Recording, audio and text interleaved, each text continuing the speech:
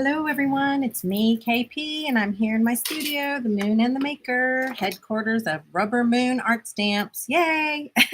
Good morning. I'm here for day number, what are we on already? 10, right? Day number 10 of our World Watercolor Month, and we're doing a watercolor a day. We're splashing our stamps here at RubberMoon, and so today we're going to do something a little bit different. I mean, we're still going to be watercoloring.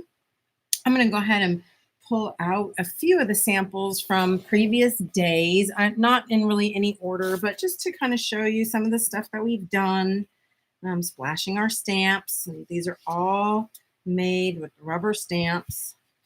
And again, I'm not really sure what day is what. I know this was from day 1, and I believe this was day 2.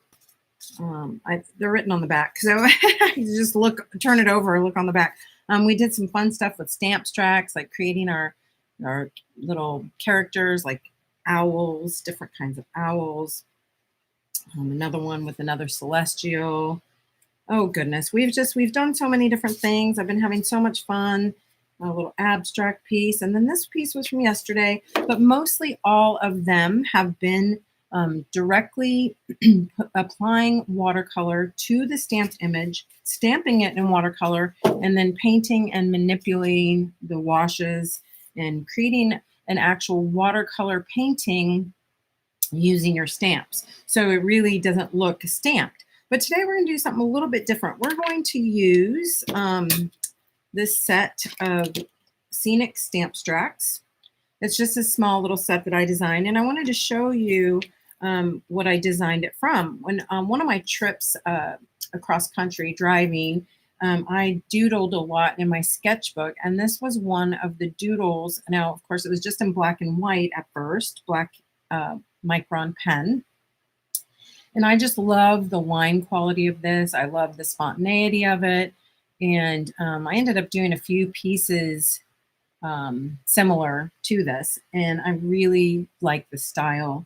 I think it really lends itself to watercolor. So as soon as I came home from that trip, I went ahead and created this set of stamp tracks. And again, I call them scenic stamp tracks because you can create little scenes, and they sort of have that similar, you know, kind of scratchy line quality. And so today I thought we would instead of stamping with the watercolor and watercoloring in, I thought we'd go ahead and stamp in black permanent ink and then paint it in. So it'll look a little more illustrative.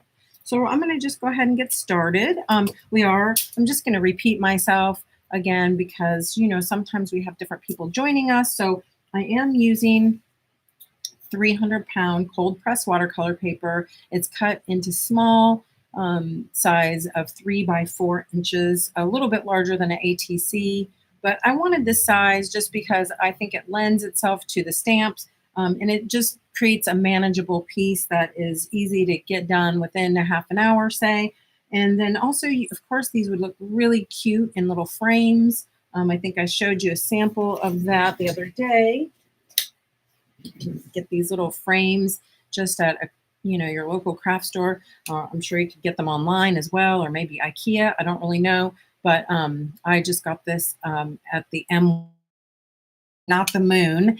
But anyway, great. It's a 3 by 4 frame. It also comes with a little, I don't have it here, but a little mat board. So if you wanted to create a smaller piece, you could actually mat it. And anyway, super cute if you wanted to create framed artwork. Or I think I probably already said this, or a greeting card. Yeah. Okay. So, or obviously in your journal too. You can make a tiny little journal or glue these into your journal, whatever you want to do. Now, as you know, I have been creating pieces that are portrait and not landscape. But I think for this one, I want to do both because this obviously lends itself a little bit to a landscape. But so we're just going to stamp up both at once, okay?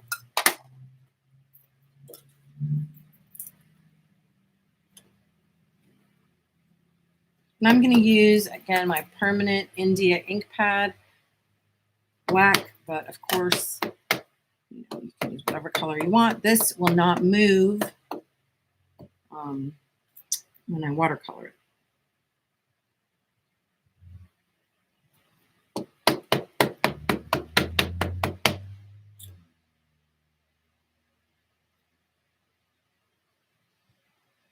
You know what? I was debating. I think for this one, I might just do one house. We'll just do one house and make it, change it up just a little bit.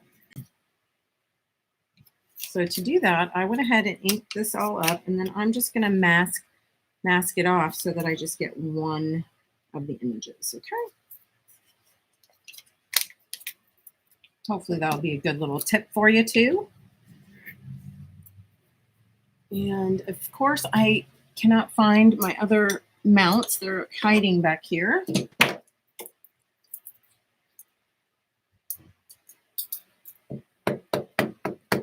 for the rainbow, of course, if you didn't want the whole thing, you could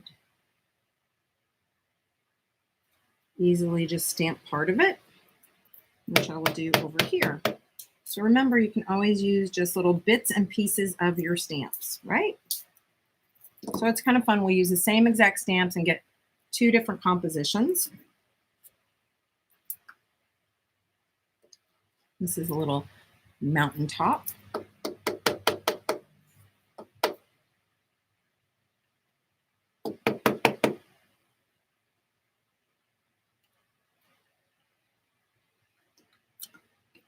There we have some little waves here. Let me turn this back over so you can see the pictures of them. So there's, I can even count 1, 2, 3, 4, 5, 6, 7, 8 stamps in this little set.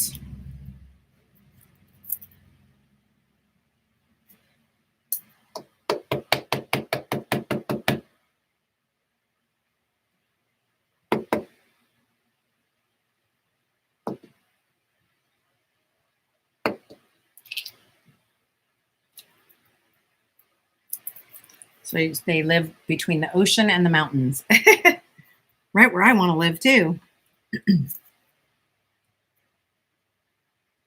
And I'm in the middle of the country, so I have no oceans or mountains. Let's see here. Oh, you know what? I might not use this. This is 3 little sort of triangles that you could use for trees, but I don't think I'm going to use those. I stamped this up a little bit high, so I'm not sure how I'm going to rectify that, but it's okay.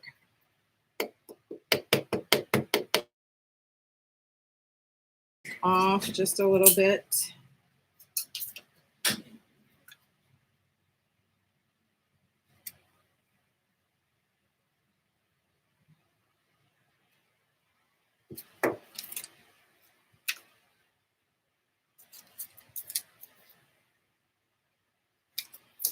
Here, I hope you can. I'm not even paying attention to the monitor, so I'm like, oh, I hope I'm staying on the screen. Just feel like I'm stamping all over the place here.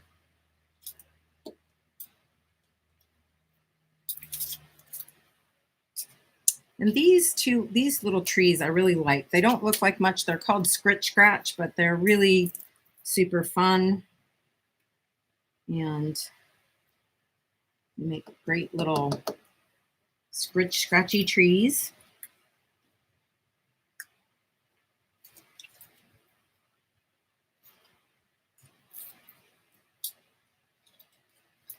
Oh, shoot. You know what? I do want to mask this off just a little bit better. So I'm going to go ahead and create myself a little mask. This is the sticky part of the Post-it. And I went ahead and stamped what I want to mask. And then I'm going to cut to the line. I'm probably being a little crazy about it, but I really want to not have any overhang there. So I'm just going to stamp these little scritch scratch trees sort of randomly.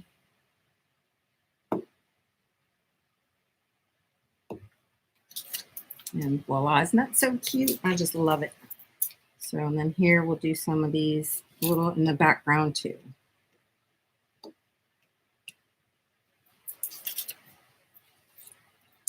All right, and then of course, I have a couple stamps in the Stamp Stretch 2 set that are tiny little squares. And let me see if I can find one real fast here. Goodness.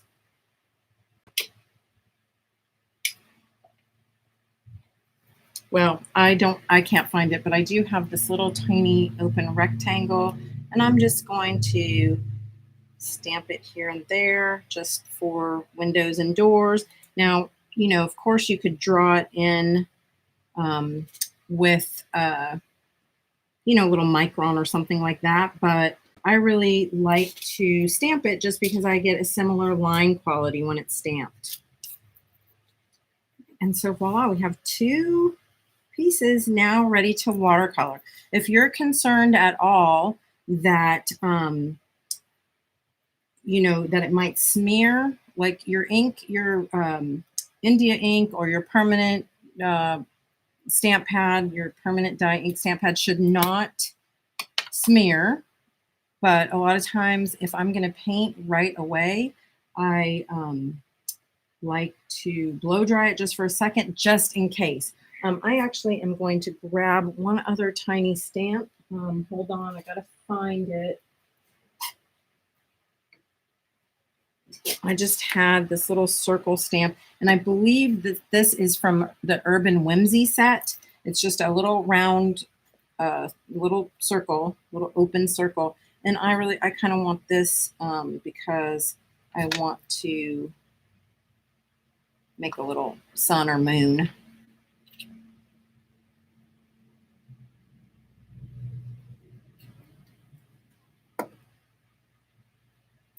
All right, so again, all the same stamps, just stamped 2 different ways, okay? And then I am sorry to do this to you, but I'm gonna blow dry just for a quick second.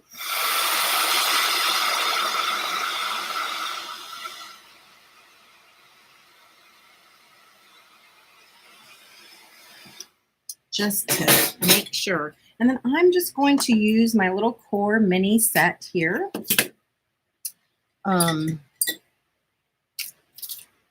Sorry, I'm not quite as organized today as I've been every other day because I have like, and I say that laughing because I'm usually not that organized, but I am a little less with it today just because I've had so many, I've had like 6 different projects going on my table this morning. And so it's a little crazy, but a lot of fun. I've been having a lot of fun playing in the studio because I'm getting all my classes ready for the Queen's Ink in Savage Mill, Maryland, and also at Golden Till Paper Crafts in Virginia, Clifton, Virginia. I'm going to be visiting there on both stores in November. So I hope that you'll watch for my live in-person makeys coming to the Queen's Ink to Golden Till. I'm always super excited to go and visit because I love not only the people, but the food. But yeah, so all right. Anyway, let's go ahead and dig right into painting this. And I am going to, of course, just use this sort of as my guide, just because I like it. So I'm going to start with a little marine blue.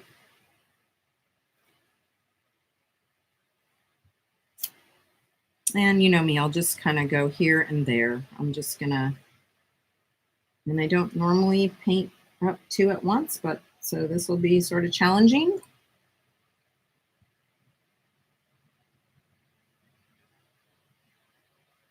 Again, using the black for outlining really just gives a more illustrative look. But sometimes I really enjoy a nice dark outline and to paint or color in. It's fun. It reminds me of being young and doing what I love best, and that was coloring.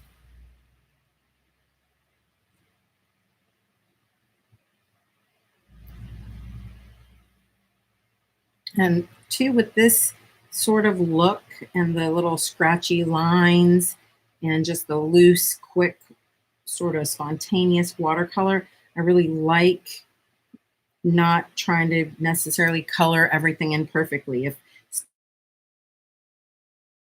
lines or gets those kind of, you know, streaky gradients and things like that, that's really okay with me.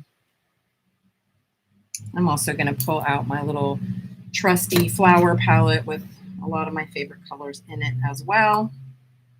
They also are pretty much all core colors.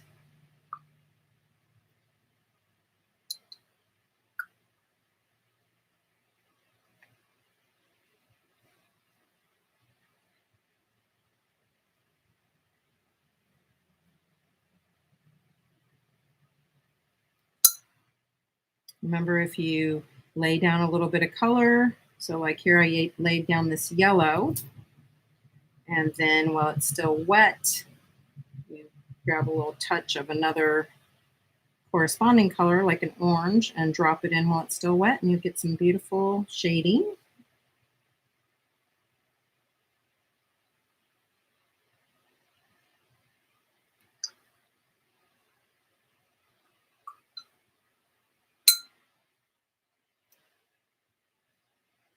Go ahead and do the background now.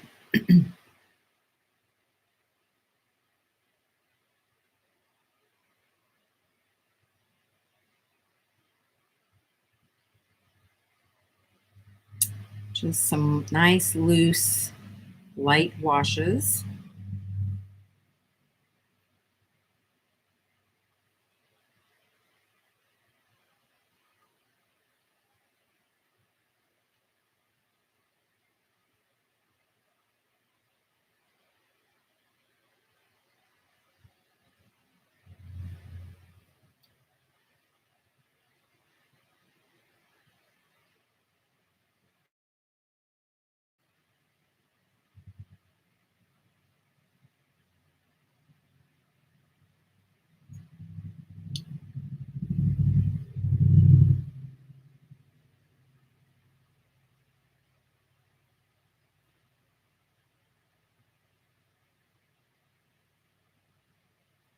And remember, don't be afraid to layer color back up. If as your paints begin to dry and you feel like there's not enough value there, then just relayer right back over the top and smush it in with a little fresh, clean water.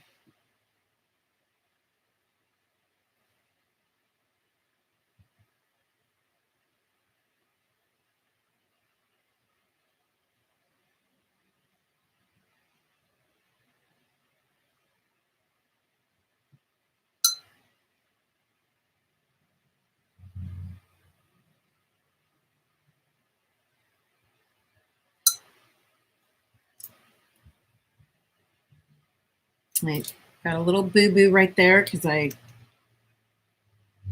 went a little crazy. So remember, it's still very wet. I just laid a little bit of water right on that spot, and I'm gonna blot it up with a dry, clean paper towel. And do it one more time. And then, of course, avoid that area for a little while.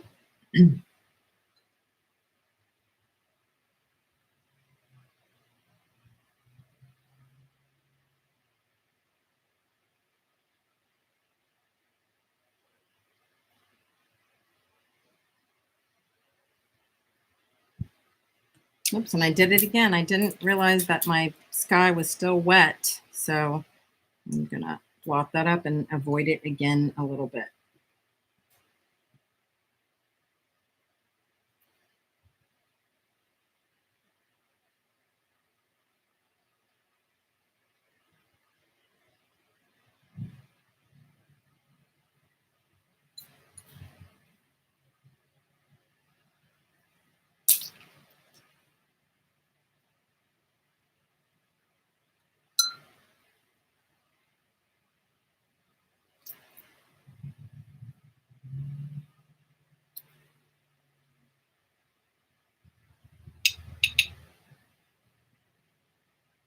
I'm mixing greens here. I used a little bit of green gold and a little bit of chromium green oxide. Now, chromium green oxide is honestly not like my favorite color. It's kind of like a, I don't really know how to describe it. It's almost like a matte, like I haven't been too excited by there's I think there's a chromium blue shade too, but I don't know lately, you know how sometimes your tastes just change, and I started using a little bit of that green on some different things and I really liked it. So every, you know,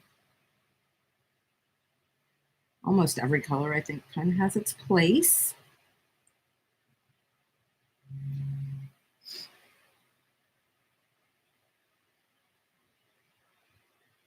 And instead of just painting in those little, I guess, I don't want to call it a tree trunk. I don't, I guess the, yeah, the stalk of the tree. Instead of painting it in solid, I just put some little Payne's gray dots, and then I can go back in and kind of just swipe it with a little color if I want to. I'm going to use some gray. Again, I know I've mentioned this before. A couple of the colors that I use are some old favorites. This is Gray of Gray by Holbein. And I really like that color a lot. I use it a lot. But remember, any of these colors or even the stamps that I use can definitely be substituted for things that you have on hand. And if not, maybe you just want to try your hand at sketching this in with a micron pen instead of stamping it. So please, of course, feel free to do that too.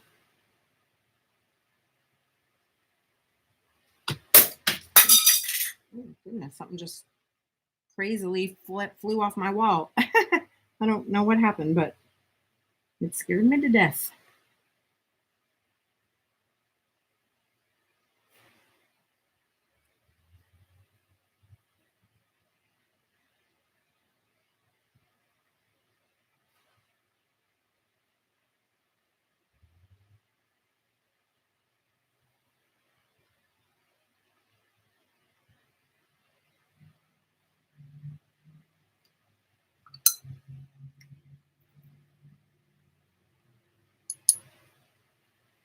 I'm going to put a few little gray dots here, and then I'll go in and fill in with a little bit of maybe some Payne's gray dots after, and that will be like my little walkway. And then here we want to add some more foreground, I guess.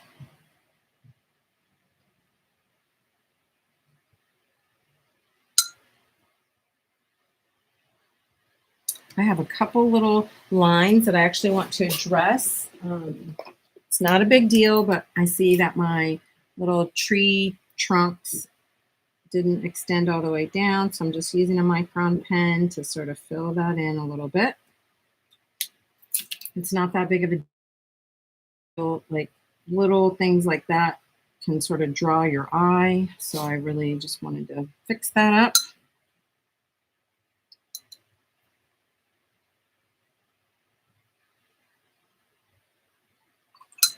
I think I'm going to switch up colors here. I'm going to use a little bit of this lavender up in the sky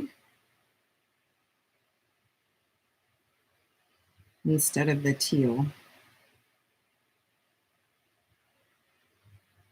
Or a little mixture, at least in the corner here.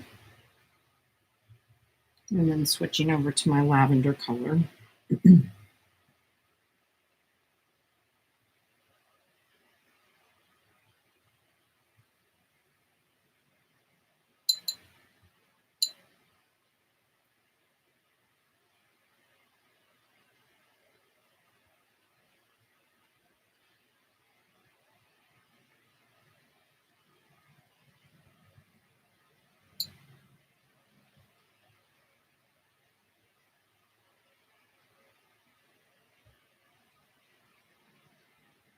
And I hope you can see how I just sort of put down small little puddles of wash and then move it around with my brush and just sort of manipulate it gently into the areas that I want it.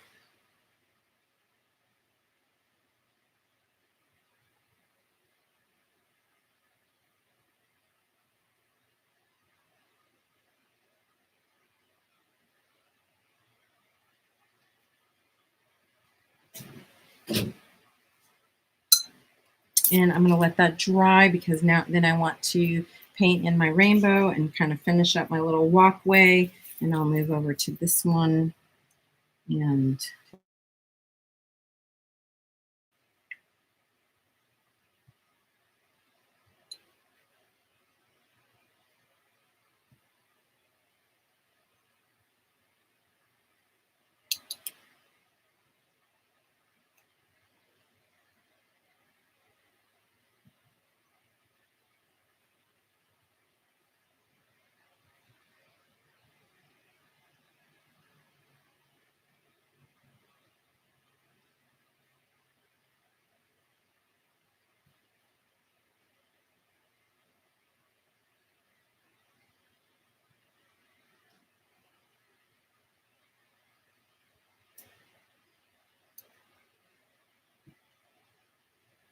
Dipping back in my gray again, just to maybe sort of give this little cloud just a touch of color.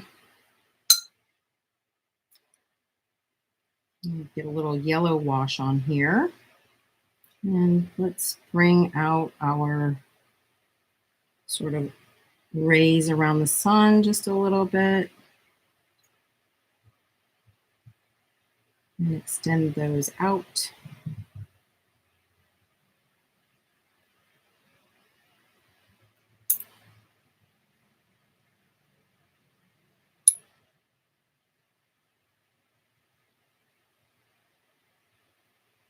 Three little walkways there.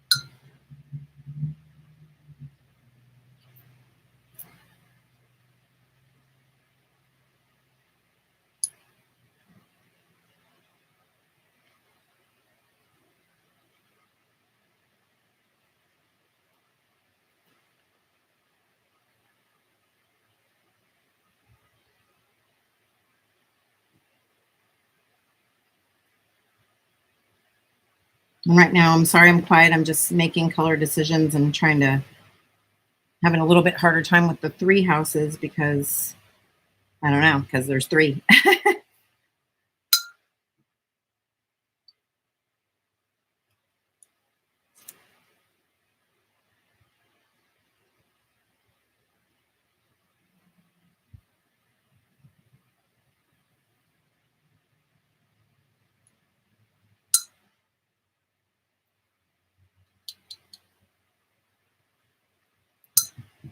I want them to look like cute little beach, colorful beach houses.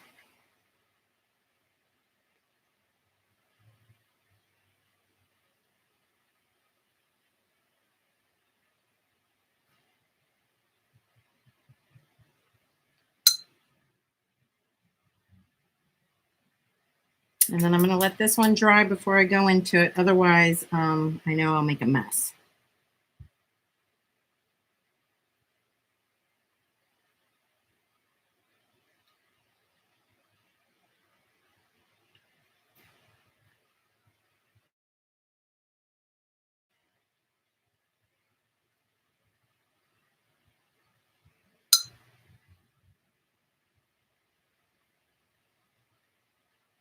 Going back into that Payne's gray, like I said, and kind of dulling it down a little bit. And then I'm just going to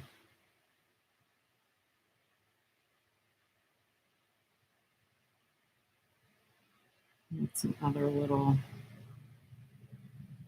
bricks, I guess you could say, in the walkway. I don't know.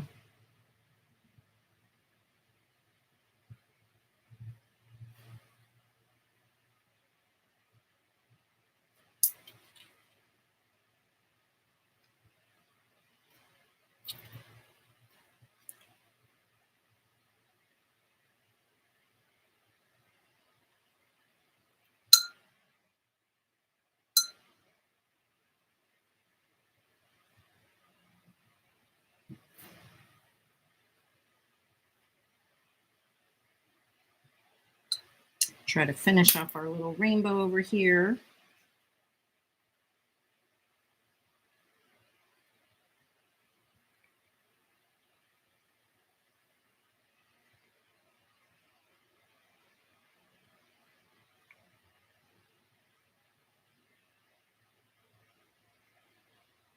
And as you can see, I'm not painting in super precisely. I'm letting the colors go over those lines and blend together.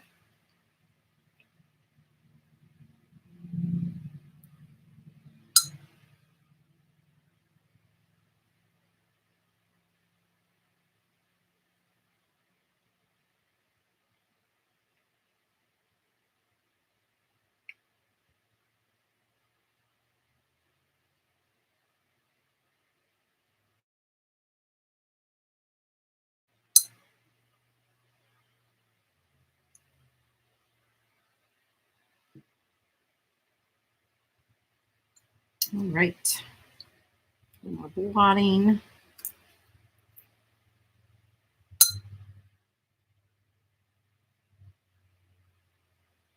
And of course, I feel like I could go back into not only with paint, but also even with the little micron marker and add a little bit of detail if I wanted to.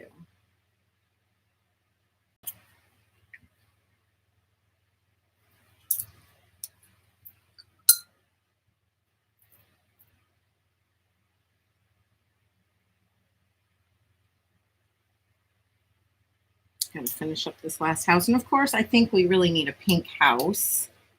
You can't see those cute little beach houses without a pink one.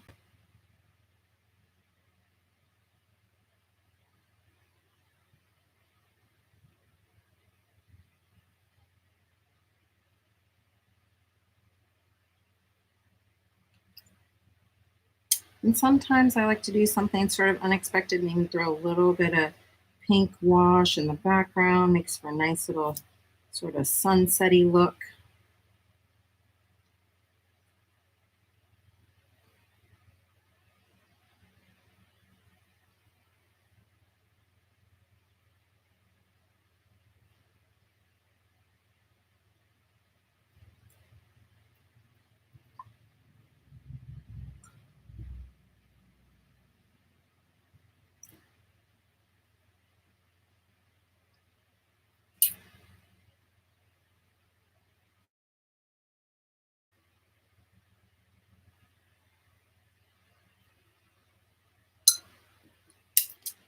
Ooh, and voila, you got two fur. I think they're pretty cute. Of course, you know, you can always go in and add a little bit more details and deepen up your values if you want to add a little bit more, um, you know, of your own sort of style or your own little details. Of course, you could go in and paint, make some, you know, do some mark making on um, on your houses and things like that. So just have fun and experiment. That's what it's all about. That's why we get makey around here.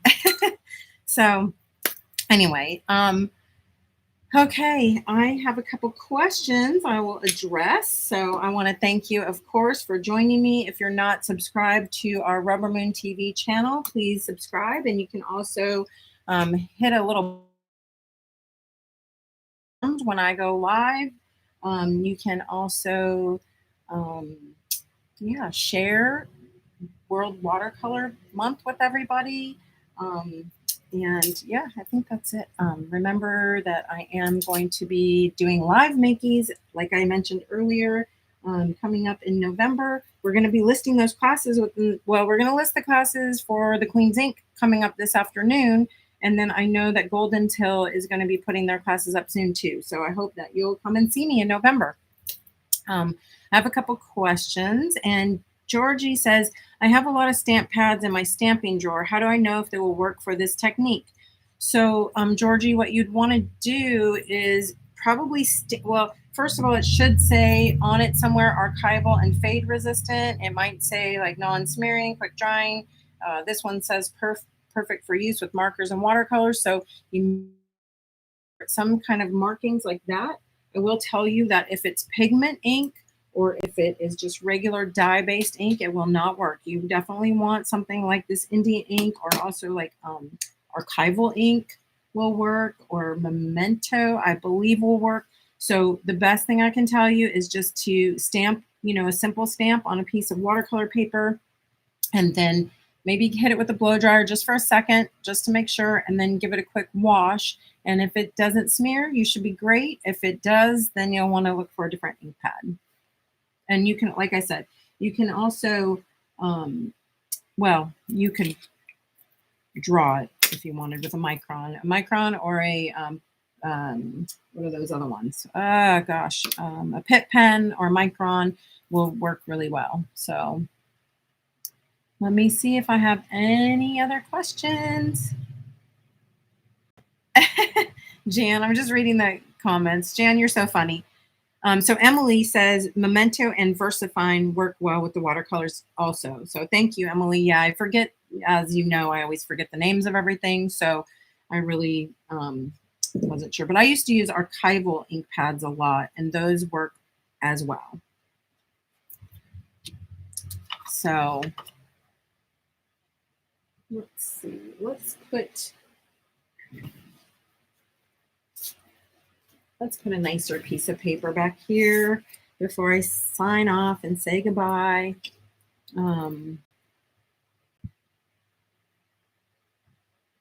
Yeah, Georgie, I think I've learned almost everything by trial and error. Sadly, it takes a lot more time that way, but yeah, so I don't know. If anyone else has any questions or anything to add, please chime in. I want to thank you again for joining me. I really appreciate it. I love being here, and I hope you do too. I hope you get to get makey today and break out your watercolors and have some fun. It's a beautiful day for watercoloring and for getting makey. So thanks again, and talk to you soon. Have a wonderful day.